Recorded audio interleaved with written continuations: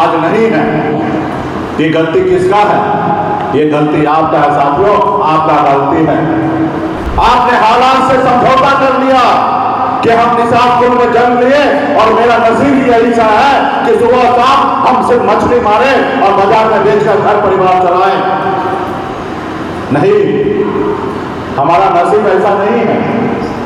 आप अपने नसीब को बदल सकते हैं साथियों, आप अपने नसीब को बदल सकते हैं। पनोरमा ग्रुप, जो सोचता है वो करता है। आपके अपने सपनों का आशियाना आज नहीं है। ये गलती किसका है? ये गलती आपका है साथियों, आपका गलती है। आप अपने गुलामी की जंजीर को नहीं तोड़े। आपने हालात से समझौता कर लिया कि हम निसाबपुर में जन्म लिए और मेरा नसीब यही सा है कि सुबह शाम हम सिर्फ मछली मारे और बाजार में बेचकर घर परिवार चलाएं। नहीं, हमारा नसीब ऐसा नहीं है। आप अपने नसीब को बदल सकते हैं साथियों, आप अपने नसीब को बदल सकते हैं जैसे मैंने अपने नसीब को बदला, जैसे आदरणीय लालू प्रसाद यादव जी ने नसीब को बदला।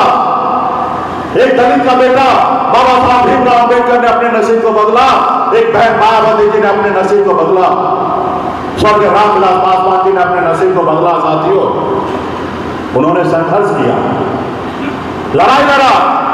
आज देश दुनिया उनको सलाम करते पूछते हैं। साथियों, वो भी गरीब घर में जन्म लिए थे। इसलिए साथियों, आप संघर्ष कीजिएगा तो आप बड़ा आदमी बनिएगा। आप सुबह में काम कीजिएगा, दोपहर में आराम कीजिएगा और रात को पी के सो जाइएगा तो आपकी तरक्की कैसे होगा?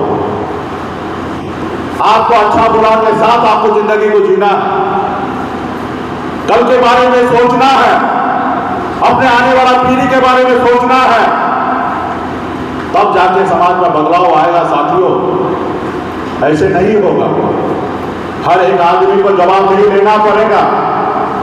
ये सिर्फ मुकेश सहनी का काम नहीं है, ये हर एक किसान का बेटा का कर्तव्य है कि अपने हक अधिकार के लिए लड़ाई लड़िए।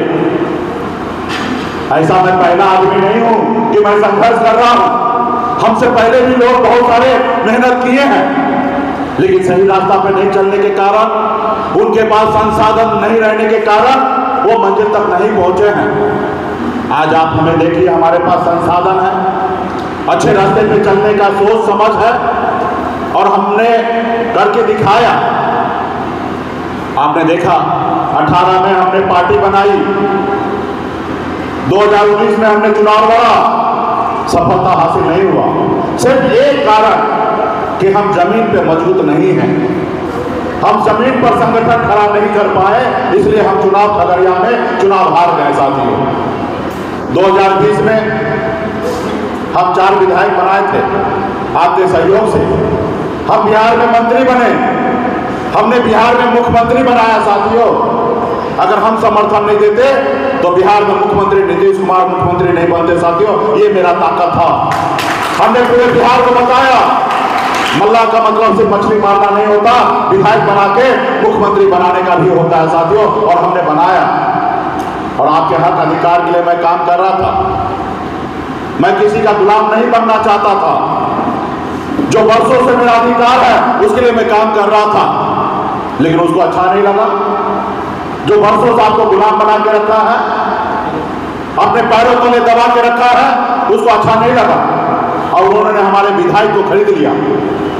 हमें वो सरकार से बाहर कर दिया जो सरकार हमने बनाया था, इसलिए क्योंकि मैं आपके लिए काम कर रहा था। तो हमें तो उन्होंने रोड पे ला दिया, लेकिन आपने क्या सोचा, आपने क्या किया? नहीं दिया। आज 5 किलो चावल मिल जाता है, आपको लगता है आपका बच्चे का भविष्य बन गया? क्या 5 किलो चावल से आपका कल्याण होगा? नहीं होगा।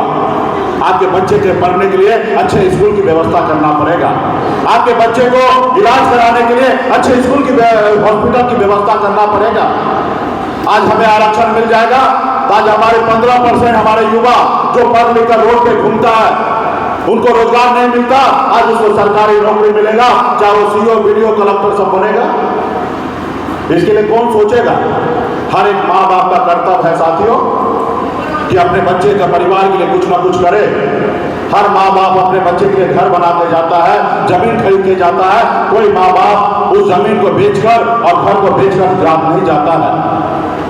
तो उसी तरीके से आपको अपने बच्चे के लिए लड़ाई लड़ना पड़ेगा। आप जवाबदेही हमारे ऊपर छोड़ देते हैं कि मुकेश साहब नहीं करेंगे। अरे हम कैसे कर लेंगे अकेला? आज इस मुकाम पे आप पहुंचे, अकेले थोड़े पहुंचे हैं। आप लोगों का साथ मिला, आपने कहा सन्ना आप आगे बढ़ो, हम आपके साथ हैं। तब लालू प्रसाद यादव जी हमें नेता माना, तब मोदी जी हमें नेता माने, तब हमसे गठबंधन करते हैं। और गठबंधन में अगर हम चुनाव हारते हैं तो उसका एक ही कारण है कि हम जमीन पर मजबूती नहीं कर पाते, वो तो हम मजबूत नहीं कर पाते, संगठन अच्छा से नहीं चलाते हैं। गरीब को जब समय आता है उसको मदद नहीं करते हैं। जब उसको समस्या होता उस समय में हमारे पार्टी के नेता फोन नहीं उठाते हैं। फोन उठाइए भाई, उनके घर पे उसको दुख तकलीफ में जाइए, तब ना वो आपके साथ खड़ा रहेगा। कोई किसी का गुलाम थोड़े। पिछले साथियों, पिछले 10 सालों से अपने घर परिवार और बच्चे को छोड़कर आज आपके हक अधिकार के लिए मैं लड़ाई लड़ रहा हूं। आप अपने दिल पे हाथ दे के सोचिए कि मैं कितना पैसा खर्च कर रहा हूं, कितना मेहनत कर रहा हूं, कितना घर परिवार को छोड़कर आपके पीछे घूम रहा हूं। क्या उसका 1% भी आप अपना समय दे रहे हैं? क्या उसका 1% भी काम कर रहे हैं? नहीं कर रहे हैं। हो सकता है मैं गलत रास्ता पे हूं, इसलिए आप हमें मदद नहीं करते हैं। आप बताइए, मैं अगर कल चाहूं तो भारत सरकार में मंत्री बन सकता हूं। आपने देखा जो आपके पार्टी में आपके पीछे पीछे घूमता था, आज वो भारत सरकार में मंत्री बना हुआ है। आज जिसको आपने 2020 में टिकट दिया, आज वो बिहार सरकार में मंत्री बना हुआ है।